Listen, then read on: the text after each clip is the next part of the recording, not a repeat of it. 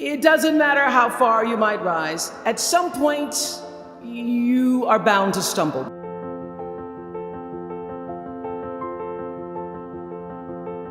Because if you're constantly doing what we do, raising the bar, if you are constantly pushing yourself higher, higher, the law of averages, not to mention the myth of Icarus, predicts that you will at some point fall.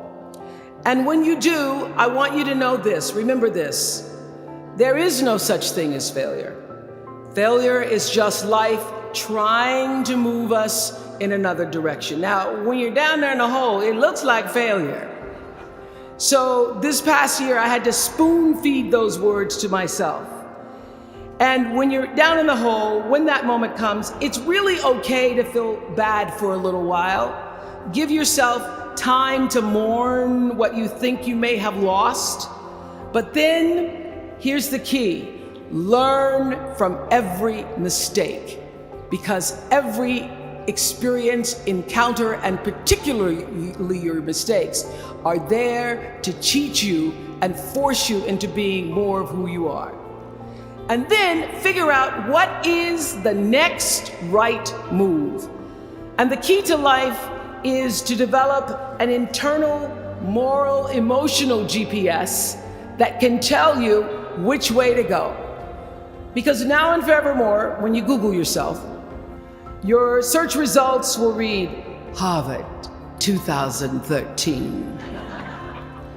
And in a very competitive world, that really is a calling card, because I can tell you, as one who employs a lot of people, when I see Harvard, I sit up a little straighter and say, where is he or she? Bring them in.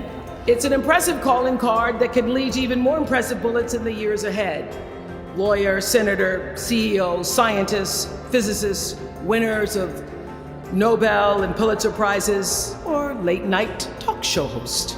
And those three things will not only lead you to a blessed life.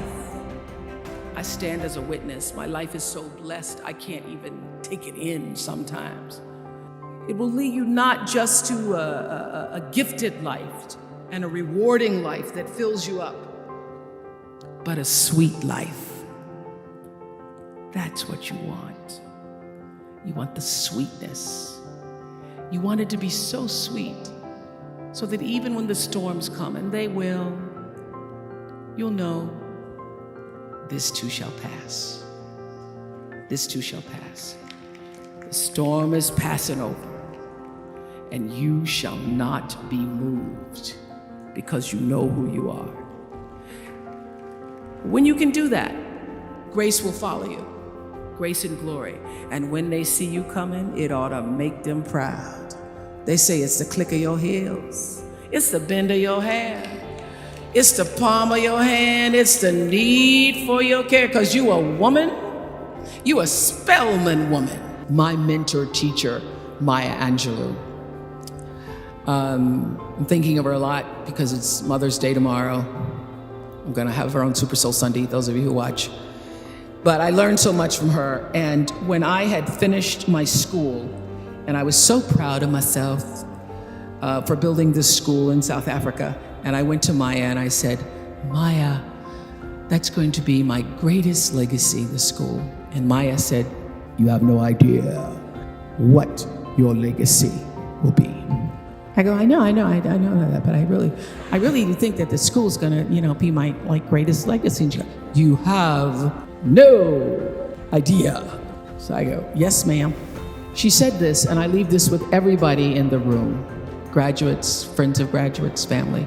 She said, your legacy is every life you've touched. And more than ever, I would have to say, I miss the Oprah Winfrey Show. I chose to let it go. I felt that I'd said everything I needed to say after 25 years, and I wanted it to be my decision when I let it go. But I will say, this past year, and now more than ever, I miss it, because I miss the opportunity for the spirit of constructive engagement that platform offered. So 2 weeks after the election last year, I went to a diner in Queens for Oprah magazine with a group of women Half of them were Trump supporters, half of them were Hillary supporters.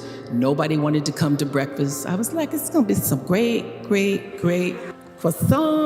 We're gonna have some nice jams, ladies.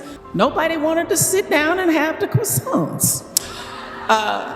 So everybody came in the room all tight and hardened. And so I was able to, they were like, well, I've never been this close to these Hillary elitists. I've never been this close. And there other people were saying, well, I never sat this close to Trump supporter before, but we're gonna do it.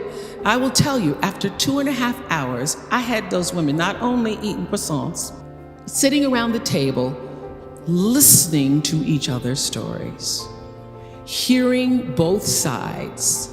And by the end, they were holding hands, exchanging emails and phone numbers, and singing Reach Out and Touch. We're all pretending to be Diana Ross, which means it's possible, it can happen. So I want you to work in your own way to change the world in respectful conversations with others at a rate and a rhythm that's in tune with the source from which you have come, your truth.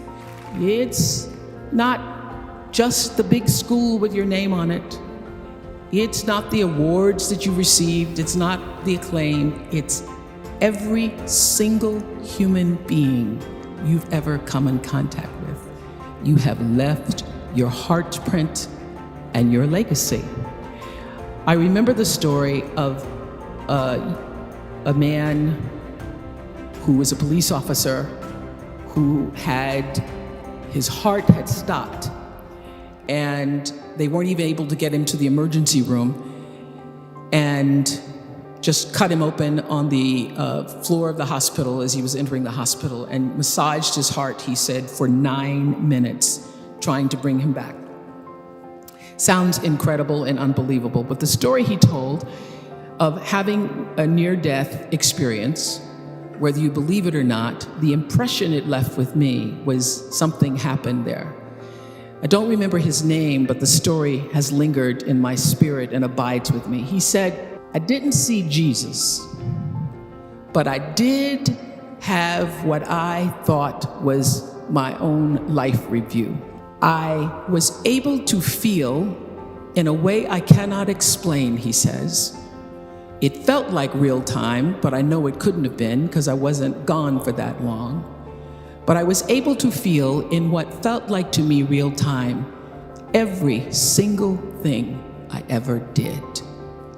And I was able to feel the feelings that I created in other people.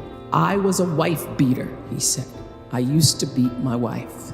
And I could not only feel the physical pain I caused her, I felt what I did to her spirit.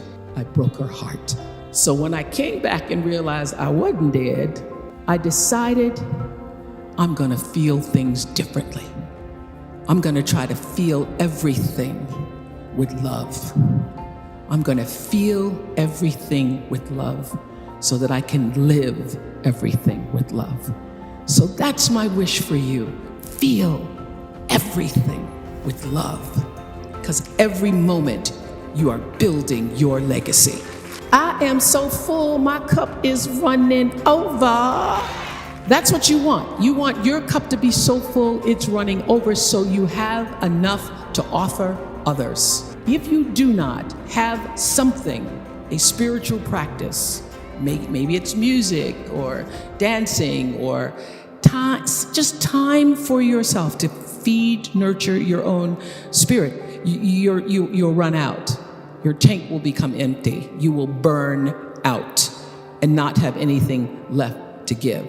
So set aside space every day to make space for that aspect of your being which no other single activity you engage in can fully express. That's all I mean by spiritual practice. Nurture that thing that is the essence of you.